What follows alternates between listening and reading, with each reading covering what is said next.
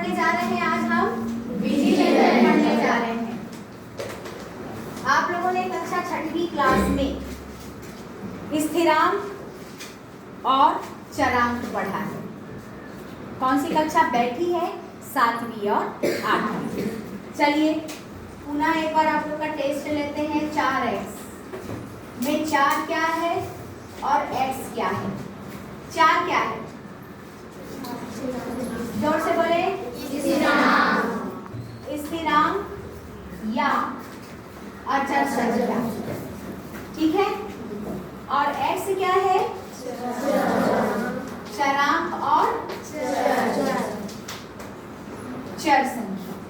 चर संख्या का मतलब होता है जिसके मानों में परिस्थिति के अनुसार परिवर्तन आता जाता है, ठीक है। और स्थिरांक का मतलब उसका मान हमेशा स्थिर रहता है, ठीक है। इसको क्या कहते हैं? और यही क्या कहलाता है? आपका बीजीय व्यंजक ही कहलाता है। क्या कहलाता है बेटा? बीजीय व्यंजक।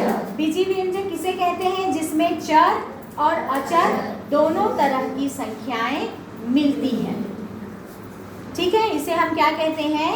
बीजीय संख्या या बीजीय व्यंजक कहते हैं। अब बीजीय व्यंजकों की क्या पहचान होती है ये तो आप लोगों ने जान लिया। अब इसके बीच में संक्रियाएं। संक्रिया का मतलब होता है जोड़ना, घटाना, गुणा और भाग। यदि आपको पूछा जाए कि कितने प्रकार की संक्रिया होती है तो आप क्या बोलेंगे? जोड़ना, घटाना, गुणा और भाग। कितने प्रकार की होती है? 4 प्रकार की संक्रियाएं होती हैं, जिसे हम इंग्लिश में क्या कहते हैं? ऑपरेशन। OPRATION operation. जैसे पेट का ऑपरेशन करते हैं ना, वैसे ही गणित के अंकों का भी क्या करते हैं? ऑपरेशन करते हैं। किसी को किसी के साथ जोड़ते हैं तो किसी को किसी के साथ घटाते हैं, किसी को गुणा करते हैं तो किसी को भाग देते हैं। तो ये अंग्रेजी में कहलाता है ऑपरेशन और हिंदी में कहलाता है संक्रियाएं, ठीक है। यदि आपको पूछा जाए जोड़ना क्या है तो आप क्या कहेंगे? संक्रिया। घटाना क्या है? संक्रिया। गुणा क्या है? संक्रिया। भाग क्या है? संक्रिया। और चारों को एक साथ संक्रियाएं कहते हैं, ठीक है। एक साथ संक्रियाएं कहते हैं। तो अब हम कक्षा 7वीं को लेते हैं। 6वीं का हो गया। सिर्फ 6वीं में इतना ही था कि स्थिरांक किसे कहते हैं और चरांक किसे कहते हैं, और सिर्फ उसको अलग अलग करना था कक्षा 6वीं में। अब हम आते हैं 7वीं में। 2 बीजीय व्यंजकों का क्या करना है? जोड़ना है और घटाना है। प्रश्नावली 9.1 का हम कौन सा सवाल ले लें? हम जी ले लेते हैं। जी हम जी लेते हैं। सभी बच्चे ब्लैक बोर्ड की तरफ देखेंगे। जी 3x ऋण 7xy 6xy ऋण 4y और x धन 2। देखो इसमें कितने प्रकार के चर वाले दिख रहे हैं? एक तो x दिख रहा है बेटा और एक xy दिख रहा है। xy अलग तरह का बीजीय व्यंजक है और x अलग है।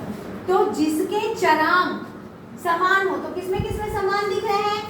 7xy है, इसमें 6xy है और इसमें नहीं है, ठीक। तो सबसे पहले हम कौन सी विधि से करेंगे? इसे स्तंभ विधि से करेंगे। स्तंभ विधि के से हम क्या करेंगे? इस सवाल को हल करेंगे। हमने उतार दिया 3x ऋण 7xy उतारा। अब दूसरे वाले में हम देखते हैं कौन कौन सा है। 6xy है, 6 का चिन्ह क्या है? धन। 6xy 4y इसमें नहीं है तो हम क्या करेंगे? ऋण 4y को उसके बाद लिख देंगे। ध्यान से, सबसे पहले तो संख्या को आपको जमाना सीखना होगा, तभी तो आप घटा पाओगे ना। आपको कैसे पता चलेगा कि किससे किसको घटाना है? उसके बाद सेकंड क्या है? ये वाला क्या है? x धन 2। तो इसमें तो हमारे पास x नहीं था, तो हम क्या लिख सकते हैं यहाँ पे? शून्य नहीं है। यहाँ पे मैं क्या लिख सकती हूँ? y नहीं है, तो यहाँ पे शून्य। अब इसमें क्या करेंगे? x धन 2, तो 3x के नीचे x लिख दिया मैंने। अब ये वाला नहीं है तो ये शून्य, ये वाला नहीं है तो शून्य धन 2। ठीक है, कितने बच्चों को समझ में आया है? आया कैसे जमाना है? बीजीय व्यंजकों के अनुसार ही संख्याओं को आप इस तरीके से जमा देंगे। और इसके बीच में क्या होगी? जोड़ की क्रिया होगी, इसलिए किसी भी संख्या के चिन्ह में कोई भी परिवर्तन नहीं आएगा। सीधे जोड़ दें, धन 2, यहाँ पे 4y के साथ कुछ है क्या? नहीं, ऋण 4y कर लेंगे इसे। ये दोनों क्या है? एक ऋण है और एक धन है, तो क्या हो जाएगा बेटा? 7 में से 6 गया, ऋण 1x y लिख दिए। अब इसमें ये भी धन है, ये भी धन है, तो क्या हो जाएगा? ये 4। यही हमारा क्या है? उत्तर है। समझ में आई बात? आया ये किस तरीके से जमा रहे हैं? चलिए एक h भी बता देते हैं, तो आपके दिमाग में क्या हो जाएगा? क्लियर हो जाएगा कि इसको किस तरीके से पुनः जमाना है। आप बताएंगे? बच्चे खड़े होके मुझे बताएंगे कि इसके नीचे मैं कौन सी संख्या लिखूं। चलो सवाल पढ़ो। और y की घात 2, ऋण धन नहीं, ऋण है क्या? h करना है ना, h x की घात 2, y की घात 2, धन 3x की घात 2, ऋण 7। उसके बाद ऋण 5x की घात 2, y की घात 2, ऋण 5x धन 7। ठीक है बेटा, अब इसे हमको स्तंभ विधि से पुनः करेंगे। कौन सी विधि से करेंगे? स्तंभ विधि। हल सूचित किया जाता है, सवाल को उतारेंगे x वर्ग y वर्ग, x वर्ग y वर्ग धन 3x वर्ग ऋण 7। इसको हिंदी में कैसे बोलेंगे? x की घात 2, y की घात 2, धन 3x की घात 2, ऋण 7। उसके बाद क्या है सवाल? ऋण 5 x की घात 2, y की घात 2, ऋण 5x है, लेकिन हमारे ऊपर वाले में 5x नहीं है, तो हम क्या करेंगे बेटा? इसको अलग से लिखेंगे। फिर क्या है? धन 7। धन 7 को 7 के नीचे लिख दी, लेकिन ये वाला अंक मेरा इसमें नहीं है, तो मैं क्या लिखूंगी यहाँ पे? शून्य। ठीक है, लिख दिया मैंने शून्य।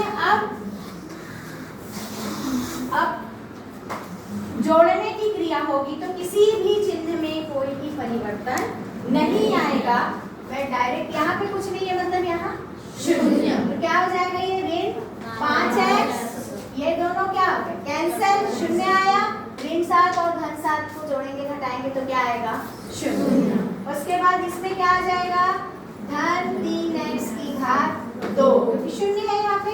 इन दोनों में क्या आएगा? ये ऋण है और ये धन है, तो 5 में से यहाँ पे कुछ नहीं है, मतलब क्या है? एक छुप कर बैठा है, तो 5 में से मैंने क्या किया? 1 को घटाया, तो कितना आया?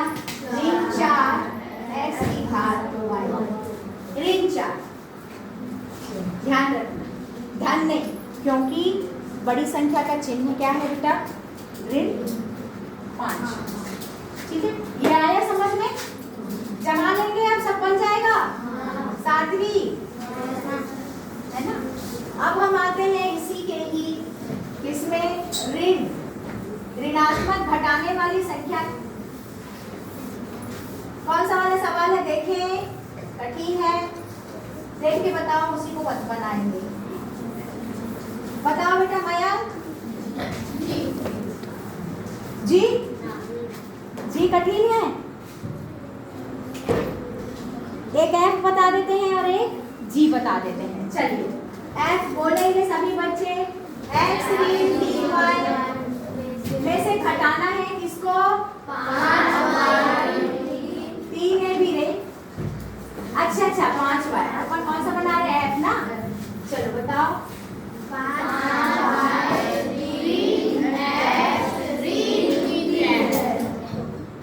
ठीक है, इसमें से इसको घटाना है। चलिए अब कौन सा विधि करें, स्तंभ विधि से ही कर रहे हैं। नेक्स्ट क्लास में दूसरी विधि बताएंगे। x ऋण 3y, ठीक है, ये धन है और ये ऋण। 5y कौन सा संख्या है, सामने में चिन्ह कौन सा है इसका, धन है, तो यहाँ पे 5y को धन करके लिखते हैं। ठीक है, अब क्या बचा, ऋण x, x के नीचे देखते जाना है, अलग अलग हटा के। फिर ऋण 3z, यहाँ पे नहीं है तो क्या लिख देंगे। अब हमको क्या करना है बेटा, घटाना है। जैसे ही घटाने का चिन्ह लगेगा वैसे ही इन संख्याओं के चिन्ह क्या हो जाएंगे, बदल जाएंगे। ये धन हो गया, ये ऋण हो गया और ये धन। ठीक है, अब 3z क्या हो गया, धन 3z, क्योंकि ऊपर में क्या दिया है, 0।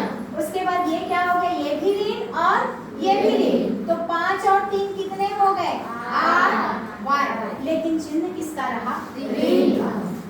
अब ये भी धन और ये भी धन, इसमें एक और इसमें भी एक, दोनों में छुप कर बैठा हुआ है, तो दोनों को जोड़ देंगे तो क्या हो जाएगा, 2x, वो भी क्या होगा, ये धन। यही हमारा क्या है, उत्तर बराबर है। अब कौन सा सवाल देखें, जी बेटा क्या नाम है तुम्हारा, ठीक से बैठ के देखो ना।